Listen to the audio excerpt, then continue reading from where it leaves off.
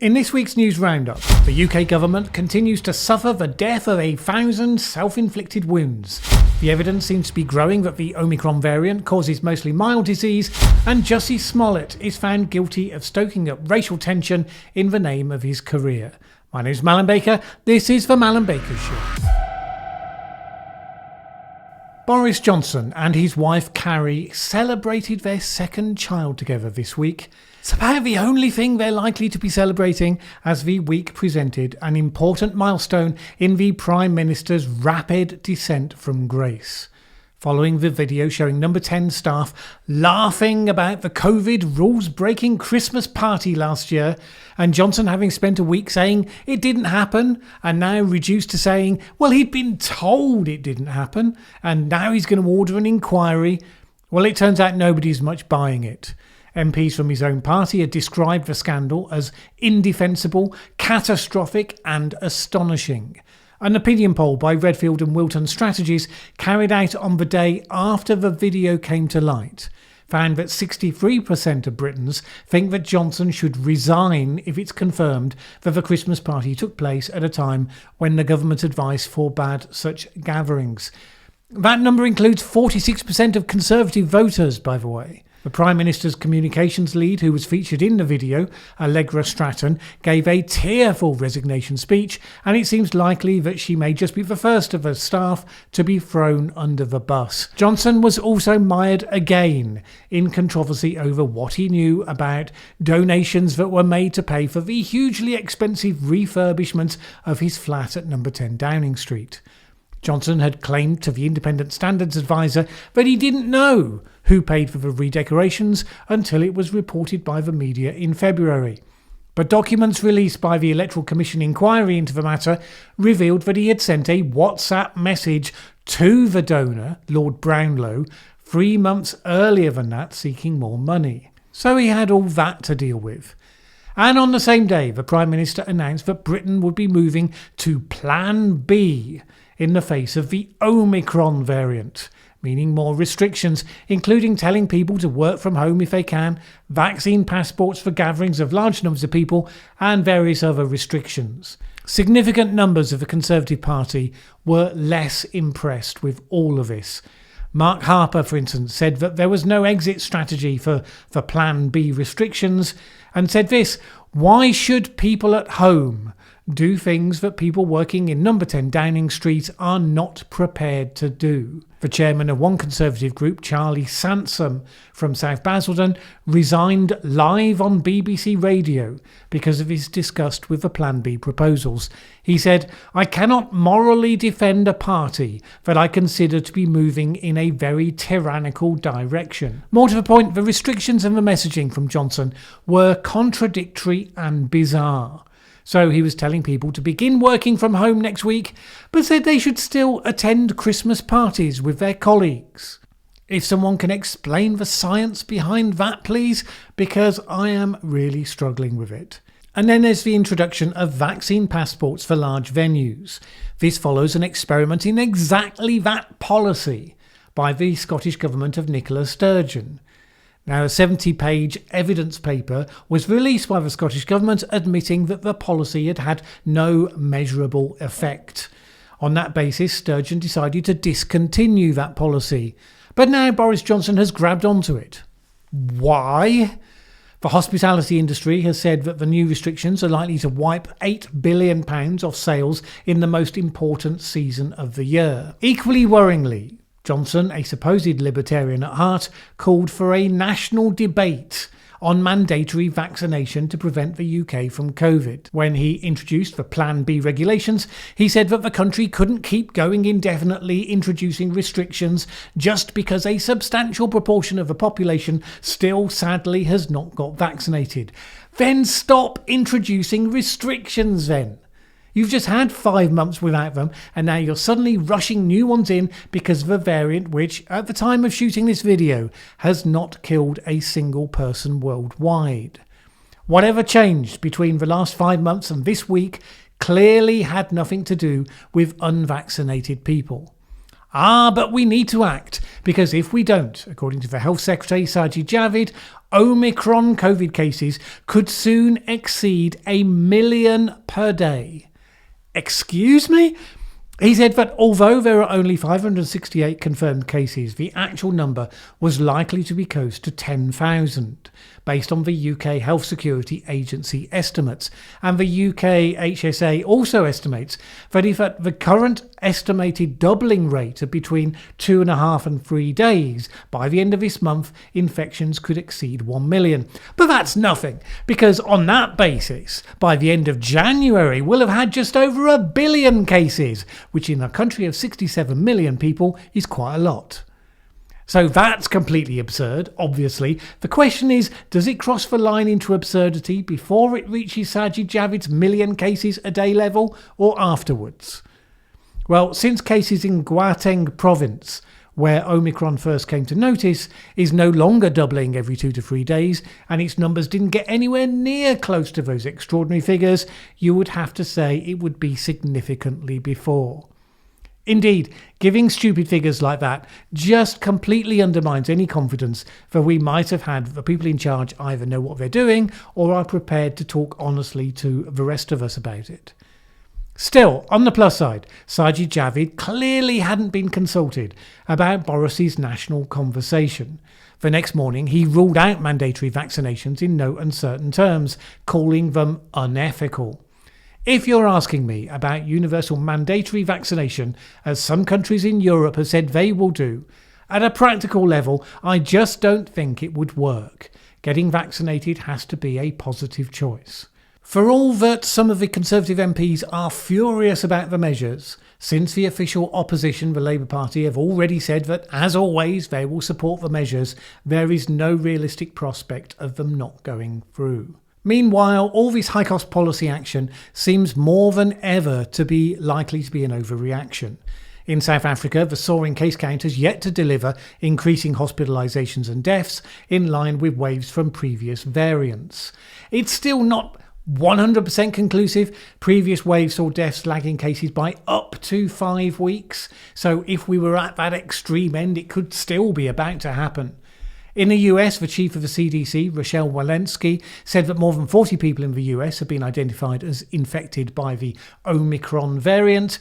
More than 3/4 of them had been vaccinated, but nearly all of them were only mildly ill, with just one person being hospitalised. Separately, the European Medicines Agency said that cases of Omicron appear to be mostly mild, although it was continuing to gather evidence. It added that, if needed, a new Omicron-targeted vaccine could be ready for use in Europe by the spring. If Omicron is being reported from South Africa, from Europe and America as being almost completely mild disease only, it's entirely possible you would say that wouldn't be needed. We can only wonder how long it will take before people feel that they're hearing the message consistently enough that they can start to respond accordingly. Not yet, it seems. On Wednesday, the BBC was pushing the message that the number of people needed hospital treatment from Omicron may reach at least 1,000 a day by the end of the year unless extra restrictions are put in place. This reportedly is what scientists on the SAGE Advisory Committee had told ministers. And then on Thursday, the day before shooting this, the BBC ran an update on the website with the latest science on Omicron's threat. And it has a bunch of stuff about how much more transmissible it is. Then it has a section on how ill will it make you. And it talks about how the vaccines are reduced power against it. But then came the good news. Experiments by Pfizer-BioNTech have shown a third dose massively boosts levels of neutralising antibodies. Results suggest that 3 doses fare as well against Omicron as 2 doses did against the original variant, which was very good. But how severe will it be? The EU has said mild. The US has said mild. South Africa has said mild. The WHO has said mild. What say you, BBC? We still don't have clear answers about how severe an Omicron infection is, and we won't know for sure until people start turning up in hospital. And that's it. No reference at all to the growing sense that it creates milder disease. I mean, you can caveat all that with the usual about how it's still too early to know for sure, but you would think they would at least mention it. It might reassure their readers, you never know. But it's hard to read this article at this precise moment and not get the sense that its phrasing has been optimised to serve as a campaign communication whose principal purpose is to persuade you to get vaccinated stroke boosted. You would think that the WHO and the European Agency and the US CDC all would encourage the same thing, so if they can bring themselves to mention the growing sense that it's a mild disease, it's hard to fathom why the BBC would find themselves so incapable of doing likewise. It's hard, it seems, having shifted from impartial news provider to message deliverer to shift back again. Which gives some degree of overlap with the next story, the actor whose incredible claims were spread far and wide by a media resistant to the idea that they might not be true. We'll come to that in just a minute. But first, President Biden and President Vladimir Putin had a virtual summit meeting this week where Biden is reported to have told Putin there would be clear and decisive consequences to Russian aggression. This was prompted, of course, by the deployment of large numbers of troops to the border with Ukraine, sparking alarm amongst the West about the prospect for a Russian military invasion. There's no doubt that if Russia did invade, this would be a very high-stakes game of consequences, hanging on the hope and expectation that the West would ultimately make symbolic displays only. But why would he even think of invading? And if he is anything that Biden or Europe threatens likely to dissuade him? I'll be looking at this question in the next deep dive video to go live on this channel. What are the historical reasons that drive Putin to focus on Ukraine? What is NATO poised to do that is likely to bring that conflict to a head? And why is it happening now? And if he does invade, what is the danger that it all falls apart and we end up in a very dark conflict indeed? Join me for that discussion, going live at 7 p.m. UK time, Monday next week. See you then.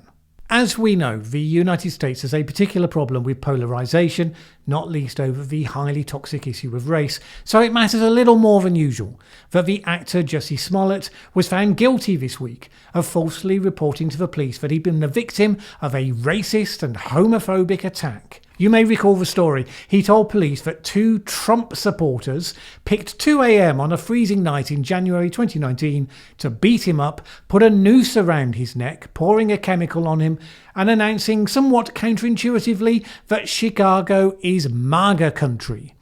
This was positioned as a spontaneous attack because everyone knows that your average MAGA hat wearing American takes a noose and chemicals out on the town with him because that's what they define as a good time. It was a story that seemed too good to be true if you're the sort of journalist that obsesses on stories about America is deeply racist. And while some were suspicious, mostly liberal commentators weighed in and journalists reported on them in lurid, unskeptical detail. The then US Senator Kamala Harris called it an attempted modern-day lynching. Nancy Pelosi said it was an affront to our humanity. ABC's Robin Roberts carried out what The Hill described as a fawning interview, in which he described Smollett as bruised but not broken. And we saw in plain sight the phenomenon that I've often seen on this channel when you challenge the narrative of people on either side of the political divide, the emergence of contradictory facts get dismissed in an attempt to hold on to the story. So, for example, the talk host, Sarah Gilbert on ABC, said, "I find so personally offensive that a gay black man is targeted and then suddenly he becomes the victim of people's disbelief." And yet, in a court of law, Smollett's story comprehensively crumbled. Indeed, his defence ended up pursuing the strategy of jury nullification in recognition of the indisputability of the facts. Jury nullification is where juries might willfully disregard the evidence because they have a strong identification with the defendant. So, for example, in the UK, one group of Extinction Rebellion activists were cleared of a charge in spite of them admitting to the facts of the case and in spite of the judge instructing the jury that there were no legal grounds not to find them guilty. They did it anyway, presumably because they think climate change is important and their sympathies were with the campaigners. In the US, you can't explicitly ask jurors as a lawyer to disregard the evidence, but Professor of Public Interest Law Jonathan Turley wrote this about how they implied it anyway. In Smollett's case, the defendant talked about his mistrust of the police and openly accused the prosecutor of misrepresenting facts to the jury. In front of a jury, he declared, "I am a black man in America and I do not trust the police." The Smollett defence is a classic plea for nullification, which is why it seems so bizarre to most people weighing the evidence. The trial becomes a struggle over perceptions rather than proof. Perceptions over proof could be defined as the modern battleground distilled to its essence. In this case, the jury wasn't buying it, and Smollett was found guilty. His defence team have said that Smollett will appeal. "We remain confident that we're going to come back and he's going to be vindicated," said one. I'm not sure you trust the judgment of a lawyer who made that prediction, but it may well be the sort of face-saving thing that you say on the day and then you quietly walk back later. We'll see. Why did he do it? The prosecution said it was for media exposure to help his career. This shouldn't surprise anyone. The current political climate in America is one that has elevated victimhood beyond merit. And in so doing, you create new incentives for people and people follow incentives. Wilfred Riley, the author of Hate Crime Hoaxes, told Barry Weiss on her podcast Honestly that when you looked at the relatively small list of high-profile and dramatic hate crime reports in recent years, a large percentage of them turned out to be faked. Not that there aren't lots of smaller, day-to-day, unpleasant, genuine examples of hate crimes, but when it comes to the ones that have features that attract the widest attention, those are the ones that are much less likely to be genuine. The fact that such things happen is a clear signal that grievance politics has consequences. It seems unlikely that message is going to be widely heard and understood given the amount of political capital that has been invested in it. Not quickly, anyway. Speaking of dramatic court news, a UK appeals court has ruled that Julian Assange can be extradited from the UK to the US to stand trial for the publication of classified documents. An earlier ruling had said that he shouldn't be extradited because of concerns over his mental health, but the US appeal to that judgment has now been successful. Judges were reportedly reassured by US promises to reduce the risk of suicide and that he would not be held in highly restricted prison conditions. Assange faces 18 counts of conspiring to hack into US military databases to acquire and then publish sensitive secret information relating to the Afghanistan and Iraq wars. He and his supporters say the information was evidence of abuse by the US military. If convicted, he could spend up to 175 years in jail, although the US government suggested that the sentence would be more likely between 4 and 6 years, which doesn't sound like a bankable promise. In other news, if Boris Johnson has polls saying that lots of people want him to resign, he is at least doing marginally better than his American counterparts. A new poll from INI-TIPP asked Democrats who they wanted to run in 2024. You'll remember that Biden has said that he intends to do so. Well, the bad news for him was that just 22% of his party supporters say that they want him to. The bad news was even worse for his potential successor, Kamala Harris. Just 12% said that they wanted her. And it's not as though a dynamic new challenger has appeared to pull all that support away from the incumbents. From a large field of potential candidates, none of them got more than low single figures. This hasn't shaken Joe's faith in democracy, apparently, at least not in the abstract principle, since the president hosted a democracy summit this week with around 80 world leaders attending virtually. They were there to discuss the importance of democracies standing up against the increasing challenges from authoritarian and non-democratic states. And he said this: in the face of sustained and alarming challenges to democracy and universal human rights all around the world, democracy needs champions. There was no ambiguity about who he had in mind when he talked about those challenges. The leaders of China and Russia were not invited to attend, and those countries criticised the event even taking place. Others left out in the cold included Hungary and Turkey, both of which hold elections, so there's some degree of subtlety in deciding. New Zealand has banned smoking. For the upcoming generation anyway. In a creative move, it's banned smoking for life for anyone 14 years old or younger. In other words, the minimum age to buy and smoke cigarettes goes up every year. Right now, it's illegal to buy them below the age of 18, so it will take 3 years before the change begins to have an impact. In theory, in 65 years' time, people will still be smoking cigarettes in New Zealand, but only those 80 years old or older, those who have managed to survive the health effects of the habit in the first place. 79-year-olds at that point will still be banned. The principle is that at no point will anyone be aggrieved at this law because they lawfully became addicted to tobacco and then they were told by the government that they had to stop.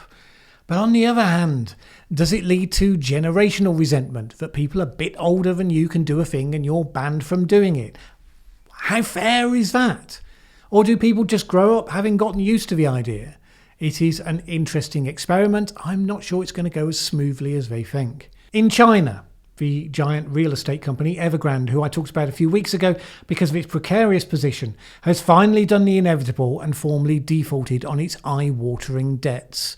On Thursday this week, a major credit ratings firm, Fitch Ratings, said that it had placed Evergrande into restricted default, which means it has defaulted, but it hasn't yet entered any sort of consequent state, filing for bankruptcy, liquidation or sale. The real estate sector in China is generally incredibly heavily indebted, and the Chinese Communist Party will be determined not to let this high-profile collapse bring the whole economy crashing down as a consequence. Whether they have the ability to prevent that is another question. Watch this space. Earlier this week, I did a video about the impacts of climate change in the Arctic, and in the course of it, I critiqued a number of false stories or misleading data points, a couple of which came once again from Tony Heller. As I've said here many times, I am a firm believer that the answer to bad speech is more speech, not censorship. When I critique ideas and arguments from both sides of the climate debate, or indeed any debate, that is what I'm doing. Last week, I gather Tony Heller got another strike from YouTube, for whatever it was this time, as well as one then from Twitter.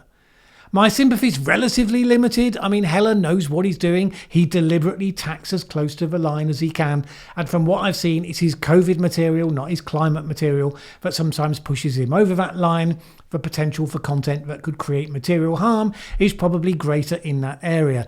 But I remain of the view that banning him for a week or indeed for life for making false claims is not the way to respond. Censorship drives bad arguments onto other platforms where they crystallise without challenge. I disagree with almost everything Tony Heller posts, but strongly oppose deplatforming. I mention this particularly this week because coincidentally I noticed that climate scientist Michael Mann had posted a tweet directed at YouTube. Hey YouTube, it's good that you're taking down COVID denial videos. Now it's time for you to remove climate denial videos. They pose an even greater threat to humanity in the long term. This was quickly noticed and written up as a piece for Forbes. YouTube is serving up climate misinformation. This top scientist says Google should ban it. Nobody hates climate misinformation more than I do. It's why I spend so long looking at issues trying to see what is or isn't supported by good arguments and by research. But I am not a fan of scientists calling for censorship of people who don't accept the orthodoxy. I think scientists who call for such a thing are showing that however smart they may or may not be in their field, they know nothing about politics. And they should be allowed nowhere near the levers of power. Who would Michael Mann include in his category of deniers whose video should be pulled from YouTube? Well, almost certainly, for example, he would include Bjorn Lomborg. Lomborg cherry-picks his figures, his data points are contestable, but some of the arguments he makes are valid arguments relating to what should be in our public policy approach. You may disagree with that, but the debate is part of what politics is about. And he would certainly, based on what he said about him in the past, include Michael Shellenberger. Shellenberger's advocacy of nuclear power doesn't meet Mann's taste, and his arguments about the need for reliable energy for the poor, even if that means fossil fuels, is an argument that Mann is not prepared to entertain. Do not give the power of censorship to people who can't tell the difference between dangerous misinformation and simply opinions that are different to their own. And the truth is, that can be most of us, depending on the context, which is why you should settle for a blanket rule against censorship, say for when people directly call for violence against someone or otherwise directly causing them harm. And by that I don't mean the harm that students will say they feel because someone expressed an opinion that made them feel upset. I mean actual bodily harm. I rather fear that the time is coming when these arguments are going to have to be made more publicly because it feels like it's just a matter of time before this issue gets forced. And then, once again, I'll be there advocating for people with whom I thoroughly disagree, knowing full well they probably wouldn't return the favour, but knowing that our modern society is forgetting some extremely important lessons from the past, and they are worth defending. I think it's why we need an alt-centre, a middle ground with attitude that will defend these time-honoured principles, and not only when it comes with the partisan result that one side needs to see.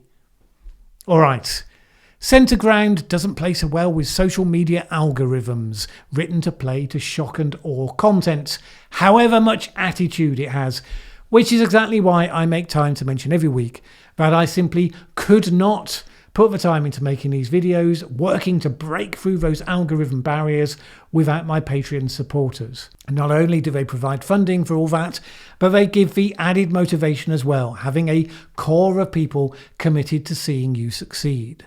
I am grateful for all of that. And if you would like to add your support for the independent, fact-focused and non-ideological content that I aim to produce here, please go along to patreon.com/Mallen Baker. It is always appreciated. Either way, have a great week. My name's Mallen Baker. This is the Mallen Baker Show. Thanks for watching this video. If you liked it, please share with anyone else you think would also enjoy it. Word of mouth is really important to us.